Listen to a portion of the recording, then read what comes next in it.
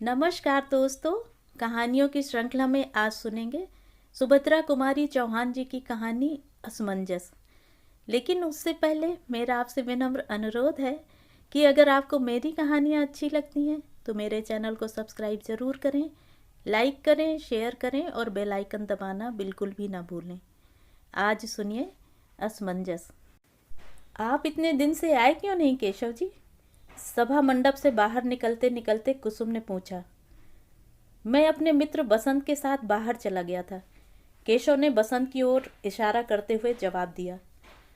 कुसुम ने बसंत की ओर देखा, फिर जरा रुकती हुई बोली, क्या यही आपके मित्र बसंत हैं? मैंने जैसे इन्हें पहले भी कभी देखा है। कन्वोकेशन डिबेट में फर्स्ट प्राइज आप ही को मिला था? कन्वोकेशन डिबेट में फर्स्ट प्राइज जीतने वाला बसंत एक बालिका के सामने कुछ घबरा सा गया।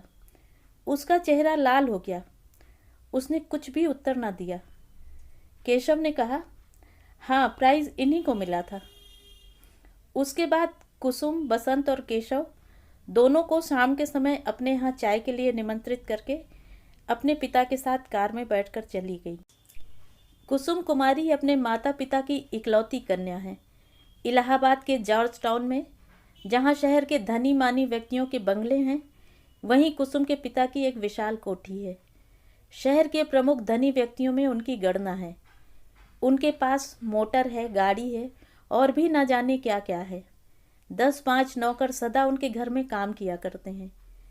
घर बैठे केवल लेन देन से ही उन्हें 600-700 रुपये मासिक की आमदनी हो जाती है। कुसुम ही उनकी एकमात्र संतान है, जो वहीं क्रॉसवेट गर्ल्स कॉलेज में मैट्रिक में पढ़ती है। केशव कुसुम का पड़ोसी है, यूनिवर्सिटी में बीए का विद्यार्थी है। वसंत केशव का सहपाठी है, वह अपने मामा के साथ अहियापुर में रहता है। बसंत के माता पिता बचपन में ही मर चुके हैं और तभी से बसंत अपने मामा पर आश्रित है। बसंत पढ़ने लिखने में कुशाग्र बुद्धि, सदाचारी, सरल स्वभाव और मिलनसार है। इसलिए शिक्षक भी उसे चाहते हैं और सहपाठी उसका आदर करते हैं। शाम को केशव के आग्रह से बसंत कुसुम के घर पर आया तो जरूर था, किंतु उसे वहां बात बात में संकोच मालूम हो रहा था। जब कुसुम उन्हें लेकर मखमली सीढ़ियों पर से ऊपर अपने ड्राइंग रूम में जाने लगी, तब बसंत ने अपने पैरों की ओर देखा। जहां कुसुम के कमल सरीखे मुलायम पैर पड़ रहे थे, वहां अपने धूल भरे पैरों को रखने में उसको कुछ अटपटा सा लगा। कमरे में पहुंचकर वहां की विभूतियों को देखकर बसंत भौचक सा रह गया। ऐश्वर्य के प्रकाश में उसे अपनी दशा और भी हीन मालूम होने लगी। उस वातावरण के योग अपने को न समझकर उसे कष्ट हो रहा था। बार बार वह सोचता था कि मैं नाहक ही यहाँ आया। कुसुम अद्वितीय सुंदरी थी। उसकी शिक्षा और व्यवहारिक ज्ञान ने सोने में सुहागे का सा काम कर दिया था। उसके शरीर पर आभूषणों का विशेष आडंबर न था।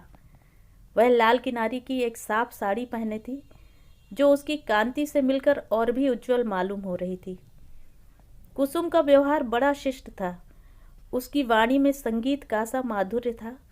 वह चतुर चितेरे के चित्र की तरह, मनोहर कुशल शिल्पी की कृति की तरह त्रुटि रहित और सुकवि की कल्पना की तरह सुंदर थी। बसंत के जीवन में किसी युवती बालिका से बातचीत करने का यह पहला ही अवसर था। उसने कुसुम की ओर एक बार देखा, फिर उसकी आंखें ऊपर न उठ सकीं। कुसुम ने चांदी के सुंदर प्यालों में चाय बनाकर टेबल पर रखी। तश्तरियों में जलपान के लिए फल और मिठाइयाँ सजा दी। बसंत स्वभाव से ही शिष्ट था, किंतु आज वह साधारण शिष्टाचार की बातें करना भी भूल गया और उसने चुपचाप चाय पीना शुरू कर दिया। कुसुम यदि कोई बात पूछती तो बसंत का चेहरा अकारण ही लाल हो जाता और उसका हृदय इस प्रकार धड़कने लगता जैसे वह किसी कठिन परीक्षक के सामने बैठा हो।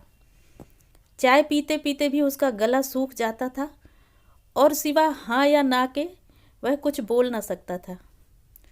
इंटर यूनिवर्सिटी डिबेट में जाकर बनारस से अपने कॉलेज के लिए शील्ड जीत लाना बसंत के लिए उतना कठिन न था जितना कठिन आज उसे साधारण बातचीत करना मालूम हो रहा था। वह अपनी दशा पर स्वयं हैरान था और उसे अपने अचानक मौन पर आश्चर्य हो रहा था। केशव के आग्रह पर जब कुसुम ने सितार पर यमन कल्याण बजाकर सुनाया तो बसंत ने कहा, आप तो संगीत में भी बड़ी प्रवीण हैं। यह सुनकर कुसुम ने जरा हंसकर कहा, आप तो मुझे बनाते हैं, अभी तो मुझे अच्छी तरह बजाना भी नहीं आता। यह सुनकर बसंत को अपना वाक्य मूर्खतापूर्ण लगने लगा और उसे अपनी उक्ति में केवल व्यंग का ही आभास मालूम पड़ा।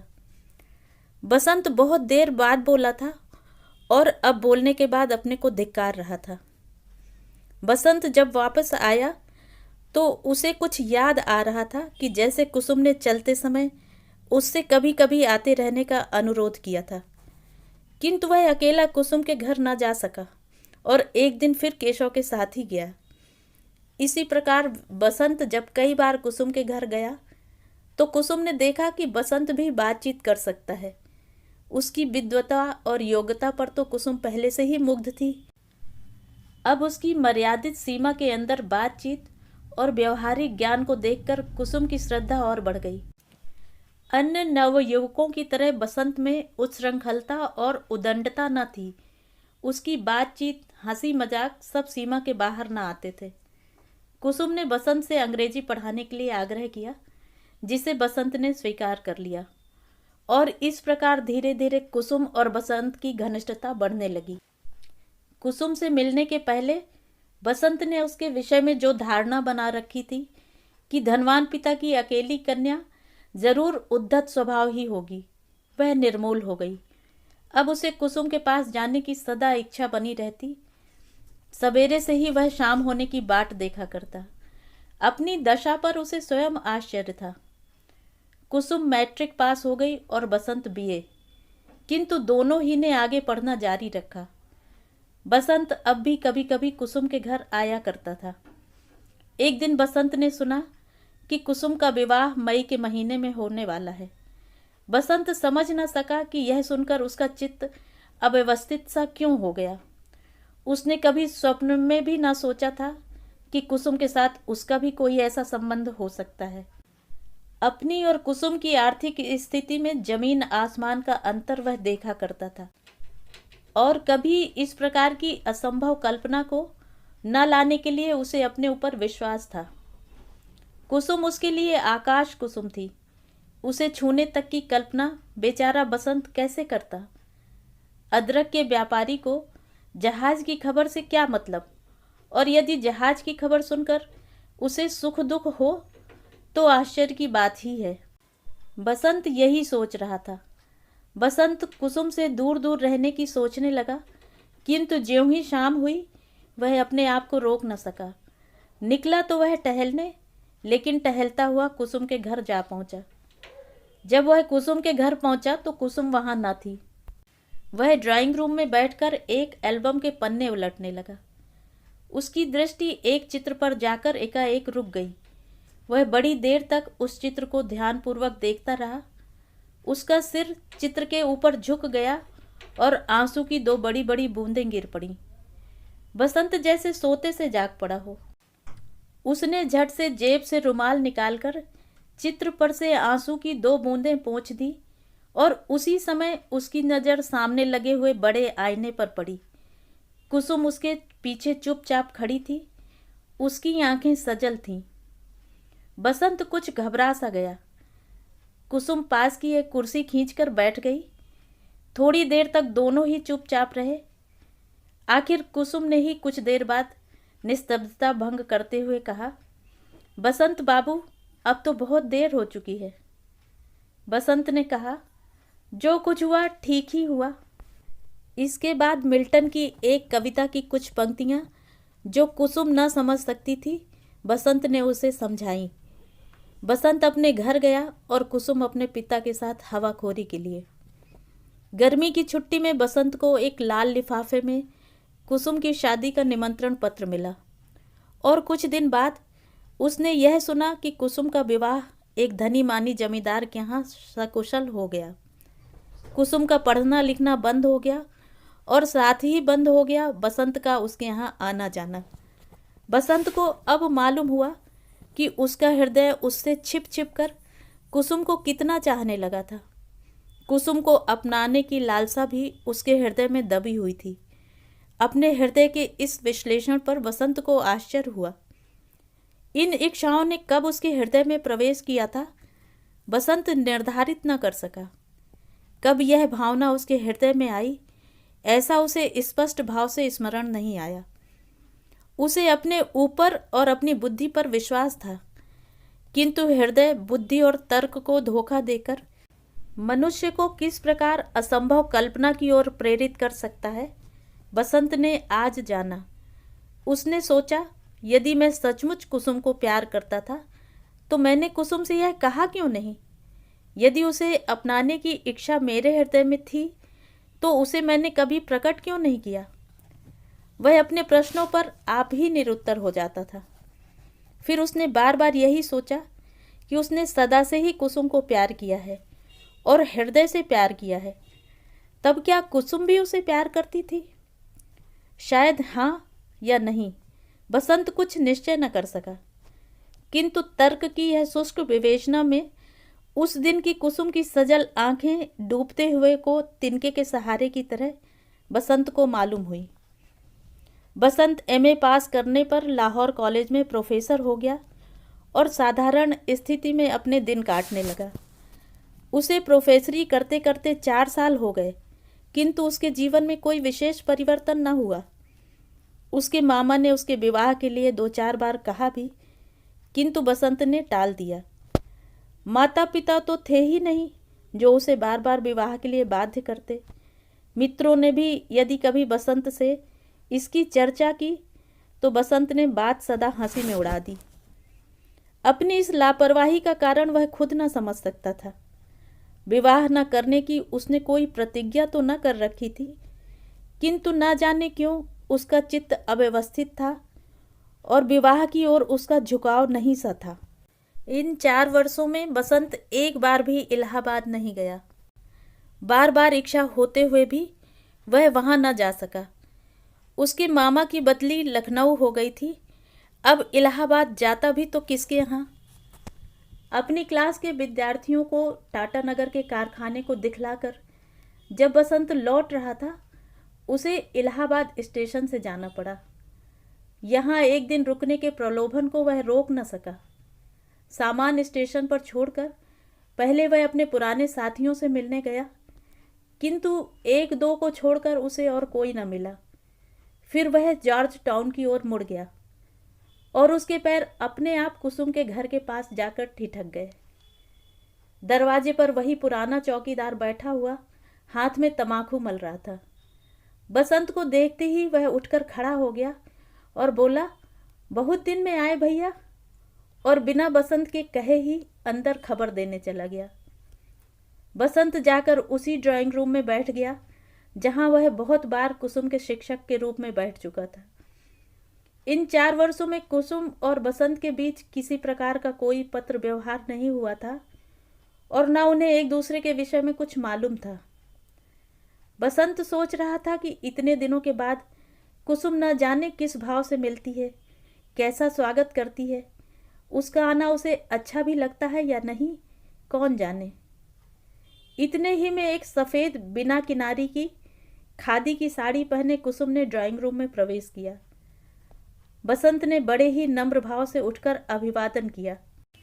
क्यों, क्या कुसुम को इतनी जल्दी भूल गए जो अपरिचित की तरह शिष्टाचार करते हो बसंत बाबू? कुसुम ने हल्की मुस्कुराहट के साथ कहा। बसंत का ध्यान इस ओर न था। वह चकित दृष्टि से कुसुम के सादे पहनावे को देख रहा था।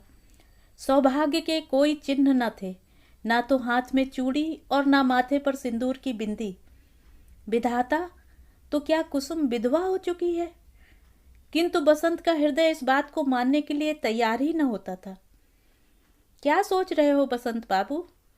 कुसुम ने फिर पूछा। बसंत जैसे चौंक पड़ा। बोला, कुछ तो नहीं, वैसे ही मैं देख रहा था कि। कुसुम ने बात काट कर कहा, आप मेरी तरफ देख रहे होंगे, किंतु इसके लिए क्या किया जाए? विधि के विधान को कौन टाल सकता है? बसंत को मालूम हुआ कि विवाह के 2 ही वर्ष बाद कुसुम विधवा हो गई। उसके पिता भी उसे अटूट संपत्ति की अधिकारिणी बनाकर 6 महीने हुए परलोकवासी हुए। बसंत ने देखा कि विपत्तियों ने कुसुम को ज्ञान में उससे भी अधिक प्रौढ़ बना दिया है। कुसुम उम्र में बसंत से कुछ साल छोटी थी, किंतु बसंत अभी संसार सागर के इसी तट पर था और कुसुम लहरों के चपेट में आकर उस पार बसंत से बहुत दूर पहुंच गई थी। बसंत के जीवन में आशा थी और कुसुम का जीवन निराशा से पूर्ण था।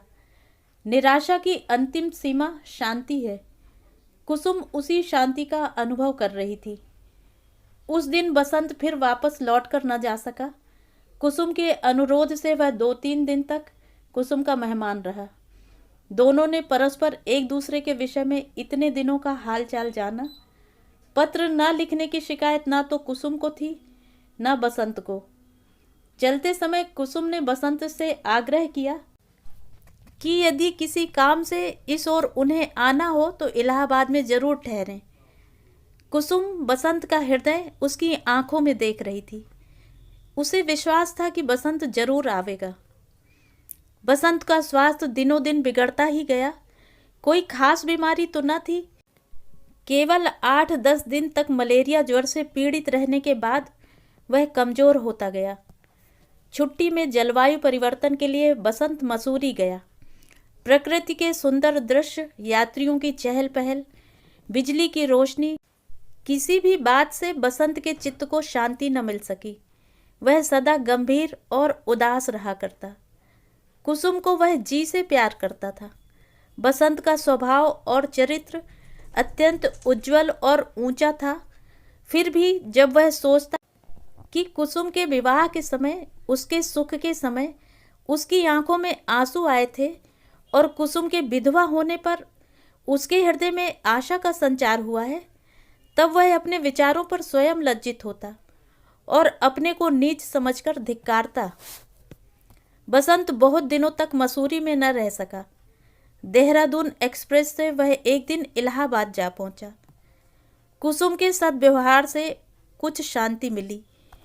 कई दिनों से बसंत कुसुम से कुछ कहना चाहता था, किंतु कहते समय उसे ऐसा मालूम होता जैसे कोई आकर उसकी जबान पकड़ लेता हो। वह कुछ न कह सकता था। एक दिन बगीचे में कुसुम बसंत के साथ टहल रही थी। दोनों ही चुपचाप थे। बसंत ने निस्तब्धता भंग की। उसने पूछा, कुसुम, तुम अपना सारा जीवन इसी प्रकार तपस्विनी की तरह बिता दोगी? क्या करूं, ईश्वर की ऐसी ही इच्छा है, कुसुम ने शांति से उत्तर दिया। किंतु इस तपश्चर्या को सुख में परिवर्तित करने का क्या कोई मार्ग नहीं है? क्या मार्ग हो सकता है बसंत? तुम ही कहो ना, मेरी समझ में तो नहीं आता। बसंत ने धड़कते हुए हृदय से कहा, पुनर्विवाह, जैसा कि तुम्हारी सखी मालती ने भी किया है। कुसुम को एक धक्का सा लगा। उसका चेहरा लाल हो गया। उसने दृढ़ता से कहा, लेकिन बसंत बाबू, मुझसे तो यह कभी ना हो सकेगा। बसंत चुप हो गया। वह रह रहकर अपनी गलती पर पछता रहा था। बसंत ने साहस करके इस नाजुक विषय को छेड़ तो जरूर दिया था, किंतु वह डर रहा था कि कहीं कुसुम की नज़र से वह नीचे न गिर जाए। दोनों चुप थे। दोनों के दिमाग में एक प्रकार का तूफान सा उठ रहा था। टहलते टहलते कुसुम जैसे थक कर एक संगमरमर की बेंच पर बैठ गई। उसने बसंत से भी बैठ जाने का इशारा किया। उसने कहा, बसंत, मैं तुम्हें कितना चाहती हूँ, शायद तुम इसे अभी तक अच्छी तरह नहीं जान पाए हो। बसंत के हृदय में फिर आशा चमक उठी।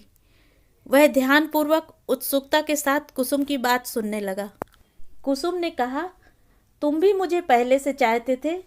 यह बात मुझसे छिपी न रह सकी। उस दिन ड्राइंग रूम में यह बात अपने आप ही प्रकट हो गई, लेकिन वह प्रकट हुई बहुत देर बाद। तब उसके लिए कोई उपाय शेष न था। उसके बाद बसंत, इन लंबे 4 वर्षों की अवधि में भी मैं तुम्हें भूल नहीं सकी हूँ, जैसा कि तुम देख रहे हो। बसंत का हृदय जोर से धड़क रहा था। कुसुम ने फिर कहा, इतना सब होते हुए भी बसंत, मैंने निश्चय किया है कि मैं कभी पुनर्विवाह न करूंगी। अपने माता पिता और अपने स्वामी की स्मृति को कलंक न लगाऊंगी। तुम्हारा और मेरा प्रेम शुद्ध है, उसमें वासना और स्वार्थ की गंध नहीं है। बसंत हताश हो गया। कुसुम ने फिर कहा, कहानियों की तरह क्या प्रेम का अंत विवाह ही होना चाहिए बसंत? बसंत कोई उत्तर न दे सका। उसने देखा कुसुम प्रेम की दौड़ में भी उससे बहुत आगे निकल गई है।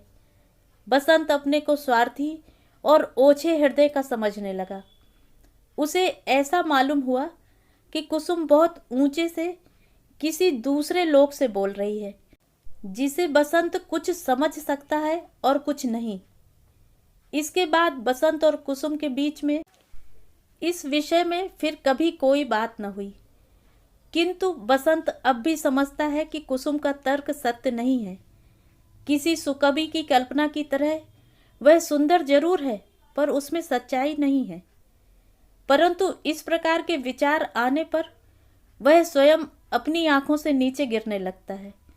उसके कानों में बार बार कुसुम के ये शब्द गूंजने लगते हैं, क्या प्रेम का अंत कहानियों की तरह विवाह में ही होना आवश्यक है? तो ये थी कहानी।